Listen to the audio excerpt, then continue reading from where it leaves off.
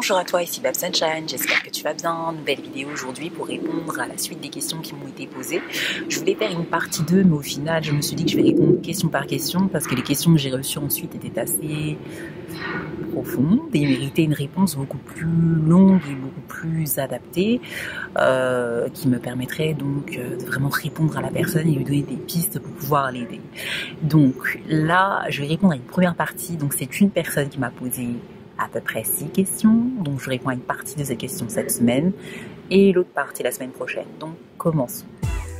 Pourquoi sommes-nous obligés de subir tant d'humiliations à l'école, à l'église et dans notre famille? Je dirais, pour répondre à la question, peut-être la différence fait peur, effraie, la différence quand elle n'est pas expliquée, oui, elle fait peur, effraie, plus les croyances concernant l'albinisme et toutes les histoires et bêtises qu'on raconte autour, vous connaissez, hein. L'ignorance, quand elle est cultivée par les on-dit, les gens n'évoluent pas, et même à l'âge adulte, les gens ne posent pas de questions, ou ils osent pas, donc voilà.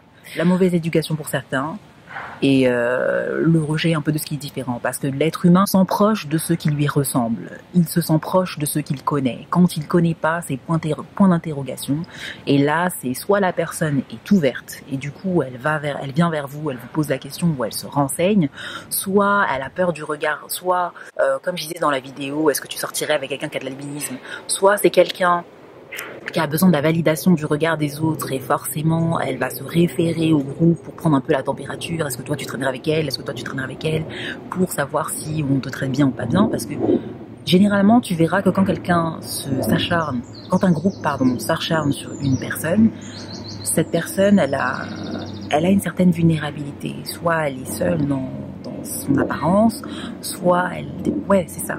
Donc en gros, aujourd'hui, ce qu'il te faut, c'est pas tellement comprendre pourquoi ces gens font ça, c'est aujourd'hui construire une estime de toi-même qui te permet justement de faire en sorte que ce genre de traitement, aujourd'hui, ce soit pour la dernière fois de ton existence. En gros, voilà, c'est ça, la solution à mettre en place. La deuxième question, est-ce que nous sommes responsables de notre anomalie? Non chérie, on n'est pas des anomalies, on n'a pas d'anomalie. Comme dirait une copine, ce n'est pas de moi, c'est d'elle. Dieu en avait marre de faire tout le monde pareil et il nous a fait différents. Donc voilà, c'est tout. Et maintenant, c'est juste complètement embrasser ta différence, embrasser la personne que tu es, le corps que tu as, l'esprit que tu as, parce que tu as des qualités, lesquelles, moi je ne te connais pas assez pour en parler, mais je suis sûre qu'autour de toi, c'est toujours le cas, il y a une personne que tu peux voir et qui te dit mais t'as ça comme qualité. Écoute-la, parce que généralement cette personne-là c'est quelqu'un qui te connaît bien et qui te veut du bien. Donc ces gens-là, qui te veulent du bien, qui t'aiment bien, c'est eux qu'il faut aller voir, c'est avec eux qu'il faut traîner. Et ta troisième question... Est-ce que nous n'avons pas le droit de vivre comme tout le monde?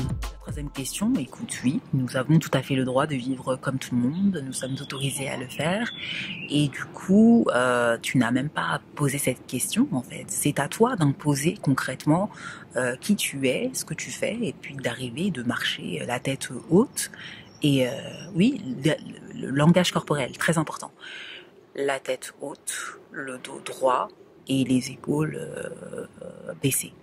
Donc voilà, fais attention à l'image que tu renvoies parce qu'elle indique aussi aux gens comment te traiter. Fais attention à ce que tu acceptes parce que ça indique aux gens comment te traiter.